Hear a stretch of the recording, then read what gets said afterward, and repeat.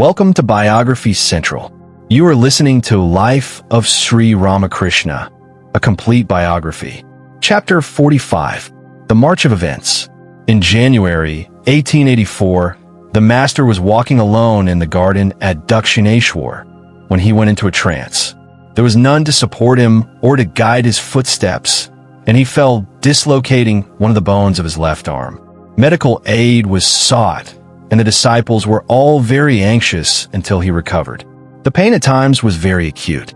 At one time he would make light of it. At another he would go into samadhi and lose all consciousness of the body and its pains. We describe here the incidents of one day, the 2nd of February, 1884. The master was seated on his cot, and Rakul, Mahimacharan, Hadra, and others were in the room.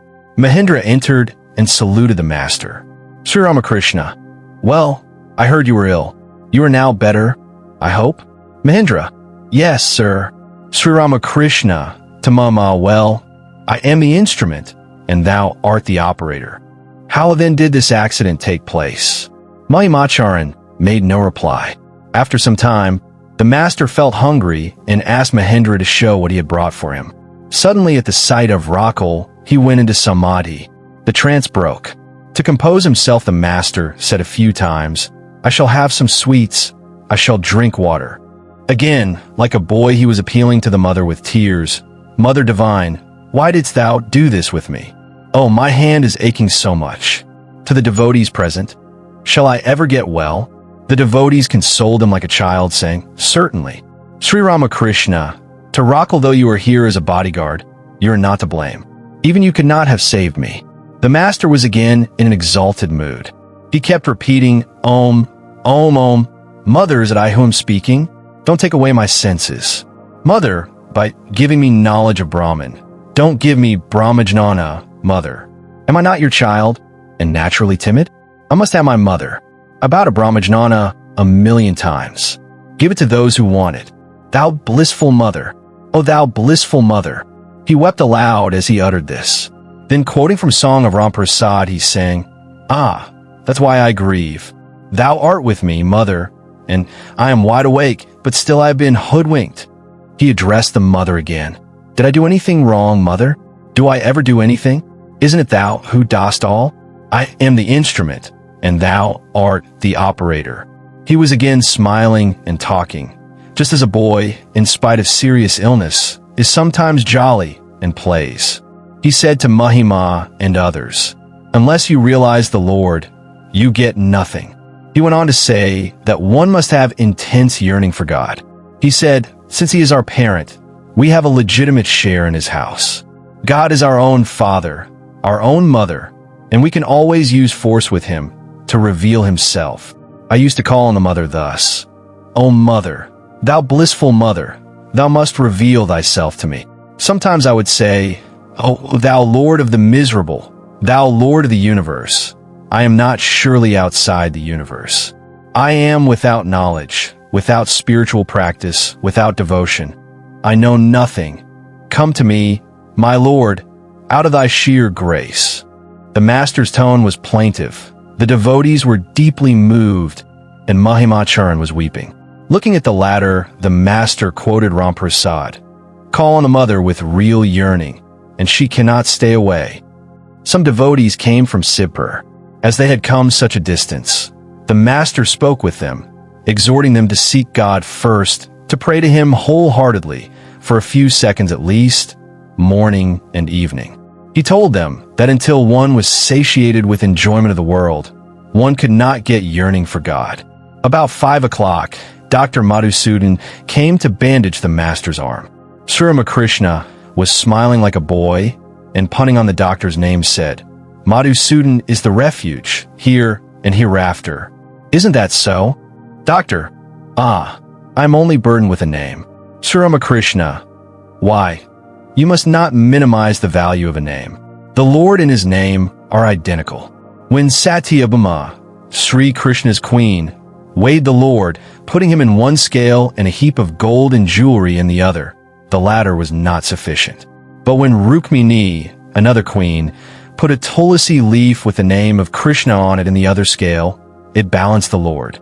In order that the doctor might bandage the arm, a bed was spread on the floor, and Sri Ramakrishna lay on it. He sang a song of Radha's bereavement. Radha is in her last death-like stage. "Ah," says Vrinda, "what else is in store for her?" After the bandage dressing was over, the master said, "I have not much faith in the Calcutta physicians." Sambhu Malik was delirious, but the attending physician said, "It is nothing. It is due to the action of the drug." Shortly after, Sambhu died. The evening service was over in the temples. Adhar came and saluted the master. "Adhar, how are you, sir?" Sri Ramakrishna, "See, how the hand was hurt." Smiling, "Don't ask about my health." He asked Adhar to massage his feet lightly. Then he began to talk with Mahimacharan. Sri Ramakrishna, "To Mahima devotion for devotion's sake. If you can do this, it will be well. I don't want liberation, fame, riches, or recovery from sickness. Nothing. I only want this is called devotion for devotion's sake." A rich man has many visitors who come to him with definite personal motives.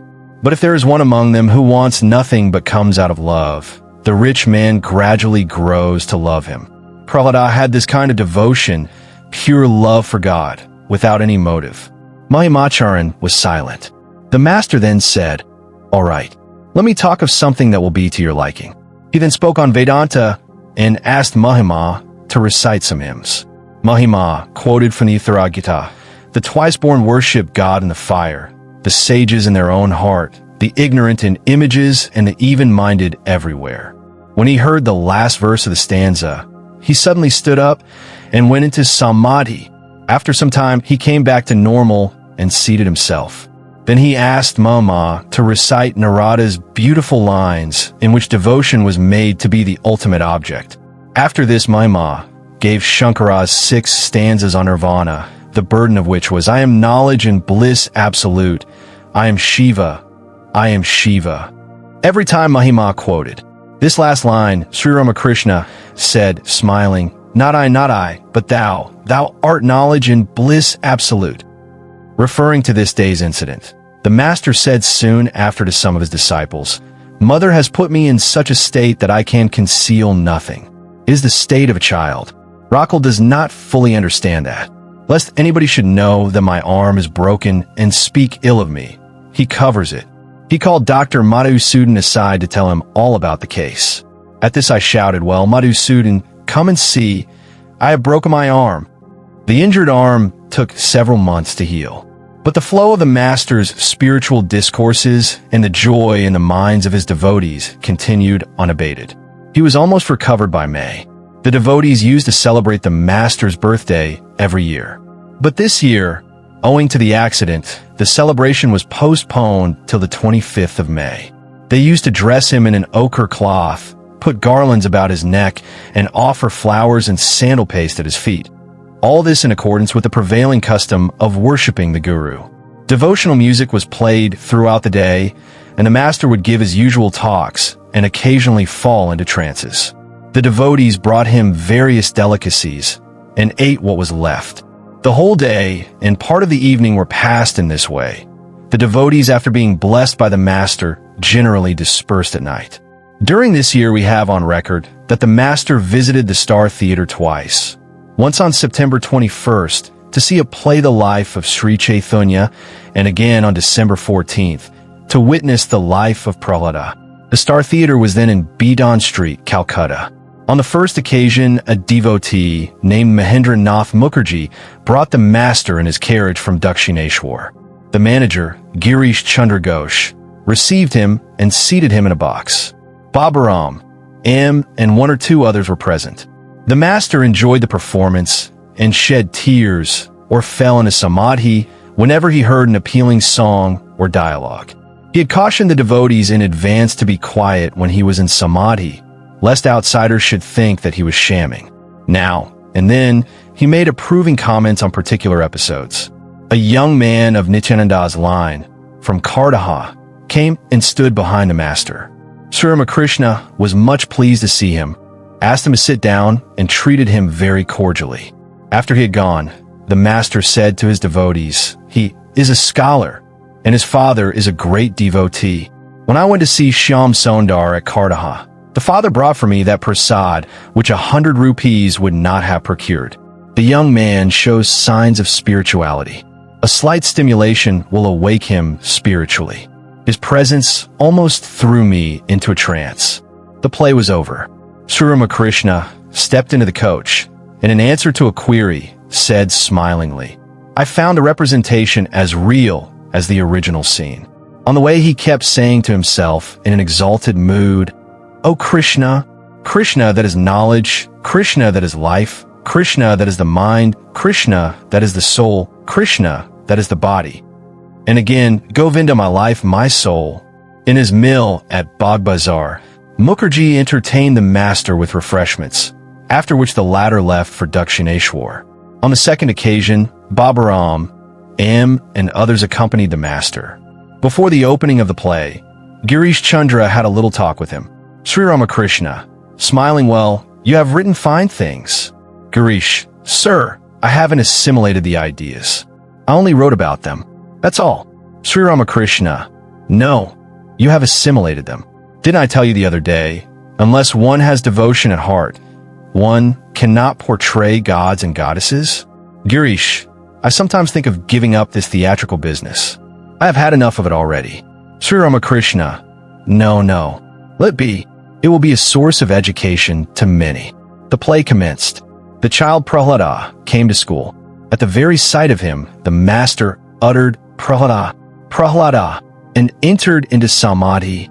Seeing the boy under the elephant's feet, and again in the midst of flames, he wept.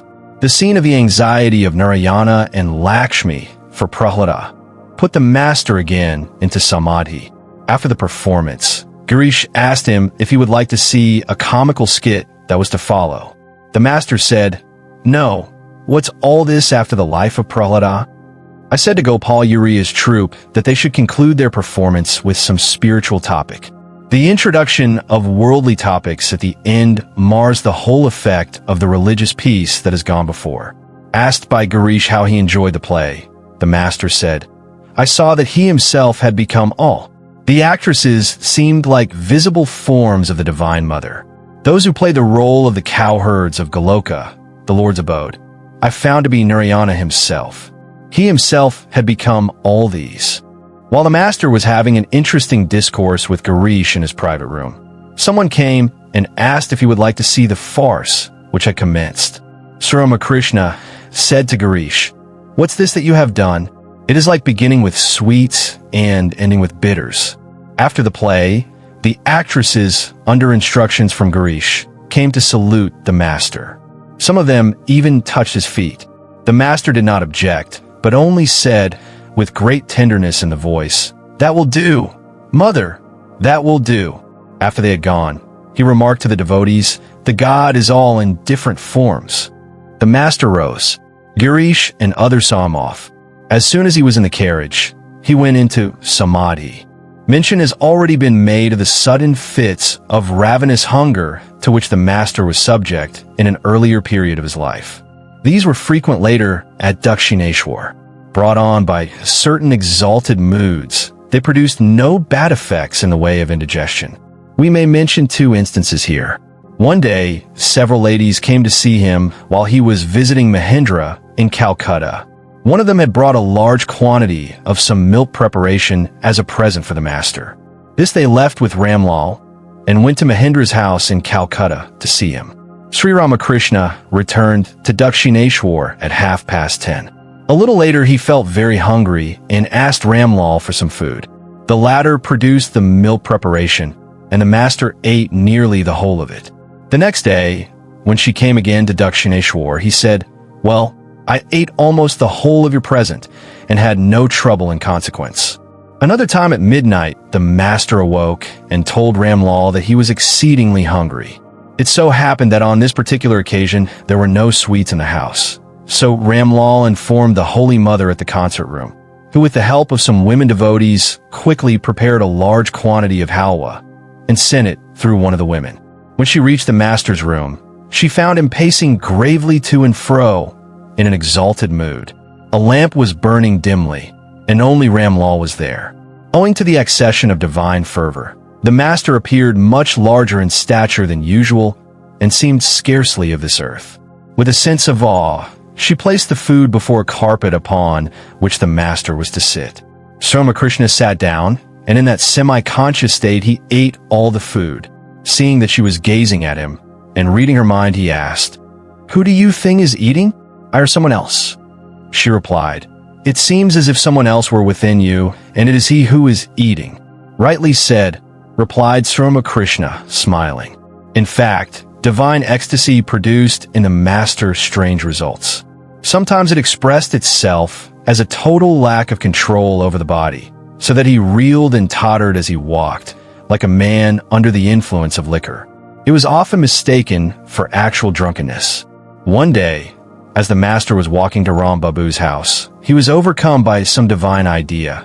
His gait became so unsteady that he had to be supported by two devotees. Some bystanders, who did not know the master, remarked in an audible whisper, "How dreadfully drunk he is."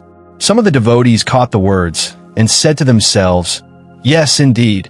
Another day, at Dakshineshwar, the master went to the Kali temple and returned from it in a state of ecstasy, with flushed face and tottering steps. Meeting the Holy Mother, he asked her, "Well, am I drunk?" "Certainly not," replied the Holy Mother. "Then why do I behave like this?" asked the master again. The Holy Mother answered, "You have but tasted the bliss of the Divine Mother." "Well said," he replied, much pleased. On another occasion, in a carriage on the way to Jadu Malik's Calcutta house, with Latu and two other devotees, his eyes suddenly fell upon a tavern by the roadside, where a number of customers were making themselves merry over the wine bottle. The scene at once suggested to him the Divine Mother, the fountainhead of bliss. Forgetting where he was, he stood up, half leaning out of the carriage, and cheered the group, exclaiming, "Bravo! Excellent!" For the time being, he seemed to be one of them. One of the devotees, fearing that he might fall, was about to catch hold of him, when Latu stopped him, saying that the master would check himself of his own accord. Presently the tavern was left behind, and the master was soon himself again. Between the years 1882 and 1884, we find Sri Ramakrishna paying 2 visits to the Brahmo Samaj at Sini and another to the Brahmo Samaj at Nandanbagan, both places in the vicinity of Calcutta. The first of the visits to Sini was to Bini Madhav Paul's garden house on the occasion of the half-yearly celebration of the Samaj. Pandit Sivanath Sastri was present. The master accosted him with the words, "Ah, Sivanath, here you are. Well, you are devotees, and I'm glad to see you." A habitual smoker of hemp heartily welcomes another hemp smoker. Perhaps he embraces him. Then he treated the audience to a spiritual discourse of absorbing interest, after which there was a Sankirtan. The devotees sang and danced encircling Sri Ramakrishna, who joined enthusiastically in it. At the end of the Sankirtan, the master saluted the Divine Mother, touching the ground with his forehead, and said, "Bhagavatha, Bhakta, Bhagwan." Salutation to the Jnani and to the Bhakta who believes in divine forms, as well as to him who believes in his impersonal aspect. Salutation to the Brahmajnanis of ancient times and to those of the Brahmo Samaj of today. Binamadhav entertained Sri Ramakrishna and the assembled devotees with a sumptuous repast. The master's second visit to this Samaj was in October of 1884. In the assemblage there were Vijay, Trailokia, and a Brahmo subjudge. Trailokia's songs threw the master repeatedly into samadhi. The master had a very interesting conversation with the subjudge, which we reproduce in part. "Subjudge, we are householders. How long should we attend to our duties?" "Sri Ramakrishna, you must bring up your children, maintain your wife, and make provision for her maintenance after you are gone. If you don't do this, you are cruel, and a man who has no compassion is not worth the name of man." "Subjudge, how long should we maintain our children?" "Sri Ramakrishna, until they attain majority. When a young bird is sufficiently grown up, the mother pecks at it and forces it to leave the nest." "Subjudge, what are our duties to our wives?" "Sri Ramakrishna, in your lifetime you must give her religious instructions and maintain her. If she is faithful, you must make provision for her maintenance after your death. But when one is mad for realization, duties cease. In that case, the Lord takes care of the family. When Zemindar dies, leaving a minor son, the Court of Wards takes charge of that boy. These are legal matters, which must be familiar to you. Trilokia. Sir, can a man have real knowledge while leading a householder's life? Can he realize God? Sri Ramakrishna, smiling, why? You have harmonized both, haven't you? Though you are in the world, yet you think of God. It is certainly possible to have realization as a householder. When the very name of God brings tears to your eyes and makes your hair stand on end, know that the attachment to lust and gold is gone, and you have realized God. If a match is dry, it ignites at a single stroke. But if it is damp, even 50 of them won't light, they are only wasted. A devotee. Sir, shall a man be reborn if he fails to reflect on God at the time of death, even though he has often thought much of him during his lifetime? Sri Ramakrishna. Men think of God, but have no faith. They forget him and become attached to the world. As an elephant after it has taken a bath throws dust over its body, so it is with the mind in the world. But if just after the washing the elephant is put into its stable, it has no opportunity to become dirty again. Similarly, if a man reflects on God at the time of death, his mind is purified, and there is no further chance to be contaminated by lust and wealth. The discourse was followed by a religious song in which the master took part. Vijay then conducted the prayer, after which Sri Ramakrishna and the devotees had refreshments. Then the master talked with Vijay about harmony of all religions and the efficacy of prayer. It was past 10 when he set out to return to Dakshineshwar. The Nandan Began Brahmo Samaj was situated at the late Kashishwar Mithra's house. His sons, continuing the practice of their father, had a celebration in May 1884 and invited Sri Ramakrishna to it. Rakal, Mahindra, and others accompanied the master.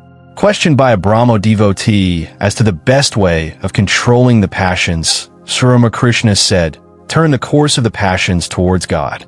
For instance, have the desire of union with the self. Be angry with those that stand in the way of God. Cultivate the hankering to realize Him. If you have to talk of me and mine, do so only with God. Refer to Him as my Krishna or my Rama.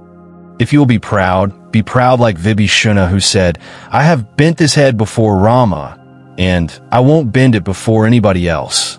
The devotee. If he's causing everything to be done, how are we responsible for our sins? Sri Ramakrishna, smiling, also said the same thing. Thou, O Krishna, art seated in the heart, and as thou directest, so I act. Well, he who sincerely believes that God, and not he himself, is the agent, cannot sin. A skilled dancer never makes a false step. But until the heart is purified, one can't even believe that God exists. The proceedings were over by about 9 o'clock, and the master was anxious to return home. But the hosts were too busy with their householder guests to pay any attention to Sri Ramakrishna. He said to Rakal in fun, well, where's the supper? Rakal, indignantly, Sir, let us go back to Dakshineshwar. Sri Ramakrishna, amused at Rakal's seriousness, wait, who will pay the carriage hire? And where shall we sup at this hour? After a long interval, the call to supper came. All went upstairs at once, and Sri Ramakrishna with Rakal and others had to force his way through the crowd. There was no place for them to sit. With great difficulty a seat, not very clean, was found for the master. A curry was served which Sri Ramakrishna would not touch because he felt the impurity of the person who was serving. He ate a few puris with salt and a little sweet. I hope you like this chapter. We need volunteers and sponsors to create content with even better quality and with more variety. If you wish to join this initiative as a volunteer or sponsor, please click the links given in description below. To help us reach more viewers, please like, comment, share, and subscribe to Biography Central. Thank you for your time. It means a lot. Namaste.